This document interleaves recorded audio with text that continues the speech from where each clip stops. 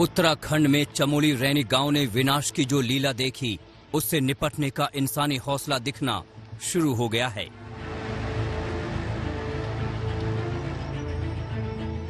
सात फरवरी की आपदा ने रैनी गांव का वो पुल ध्वस्त कर दिया था जो वहां के लोगों की लाइफलाइन थी।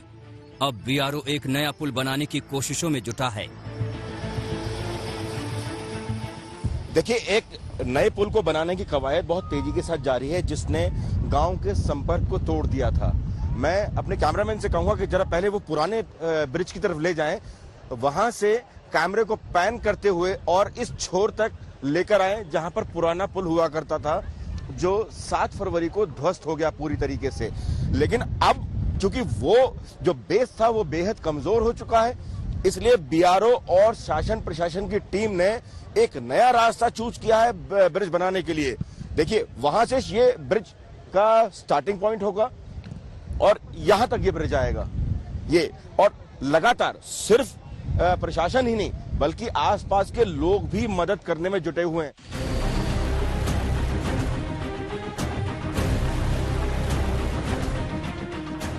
धौली गंगा और ऋषि गंगा नदियों के संगम पर बसा रैनी गांव नए सिरे से जिंदगी की शुरुआत करने की जद्दोजहद कर रहा है। लेकिन वहां ऋषि गंगा नदी से लगभग 400 मीटर लंबी नई झील फूटी है, जिससे फिर आशंका खड़ी हुई है।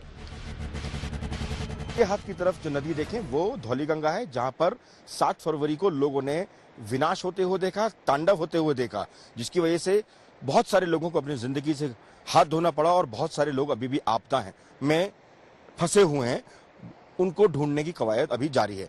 लेकिन ठीक दूसरी तरफ अगर आप देखेंगे तो सामने से जो साफ पानी दिखाई दे रहा है आता हुआ, जो यहाँ इस संगम पे मिल रहा है, वो ऋषि गंगा है। ऋषि गंगा में ही जो झील है उसके बनने की बात की जा रही है। लगभग 400 मीटर लंबी झील की बात की जा रही है, जिसके लिए प्रशासन ने साफ तौर पर सभी एजेंसीज को अलर्ट मोड पर रखने के लिए कहा है, ताकि लोगों को, इंसानी जिंदगी को बचाया जा सके। एसडीआरएफ पहुंच चुकी है और हमें अभी बेसिक टाइप के इनपुट्स मिल पाए हैं, लेकिन जो उनकी डिटेल्ड रिपोर्ट है, कितनी लंबाई, चौड़ाई, गहराई और कितना डरने की आवश्यकता है या नहीं है, ये उनके आने के बाद ही पता चल पाएगा। लेकिन फिर भी गांव वालों को सतर्क रहने के लिए कह दिया गया है, लेकिन अभी फिलहाल घबराने की कोई आवश्यकता। Thank you so much. Rishi Ganga की इस नई झील से खतरा तो पैदा हुआ है, हालांकि झील का पानी साफ सुथरा है, जो राहत की बात हो सकती है। सामने की विड्थ है लगभग 50 मीटर नजर आ रही है। सामने की विड्थ, ये वाली विड्थ 50 मीटर, और अभी हमें करीब 200 मीटर तक दिख रहा है, लेकिन उसके आगे टर्न है, राइट को टर्न है, तो वो चीज यहाँ से नहीं दिख पा रही लोकेशन से। और ये देखिए, उस किनारे से डिस्चार्ज हो रहा है, ये बीच में से ये डिस्चार्ज हो रहा है और डिस्चार्ज ठीक ठाक डिस्चार्ज हो रहा है। पानी मडी नहीं है, पानी बिल्कुल साफ है, ब्लू है लेक, और पानी बिल्कुल व्हाइट आ रहा है। ये जो डिब्रीज लेक के सामने है, ये जो डिब्रीज है, ये कम से कम 500-700 मीटर तक डिब्रीज है, और इसमें आइस के पार्ट्स भी हैं, और ये जैसे पानी जमा हुआ है, देखिए पानी।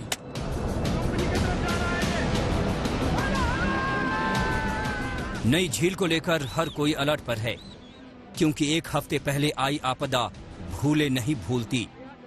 जब पानी का सैलाब आया, तब वक्त का हर लम्हा जिंदगी पर भारी था। ये सामने देखा मैंने, सामने जो पहाड़ी है ना, वो सामने वाली पहाड़ी देखो, मलबा कितने ऊपर तक गया हुआ है। इतने ऊपर उछल रहे थे सर, बड़े बड़े पत्थर और पूरा मलबा, स्लस, गाद, लकड़ी, बड़े बड़े पत्थर सर, ऐसे आ रहे थे गोली जैसे।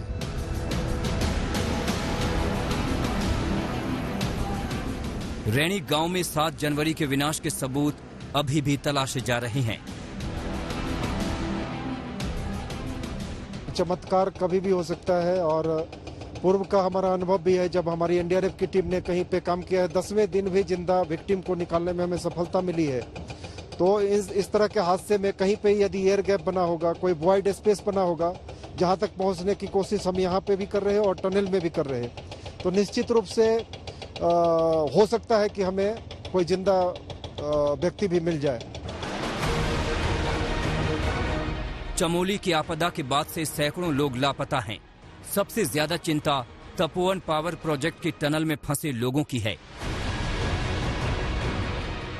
रेस्क्यू टीमों की कोशिशों के बावजूद उनका कोई सुराग तक नहीं मिल सका है। मंजीत नेगी के साथ दिलीप सिंह राठौर, चमोली आज तक।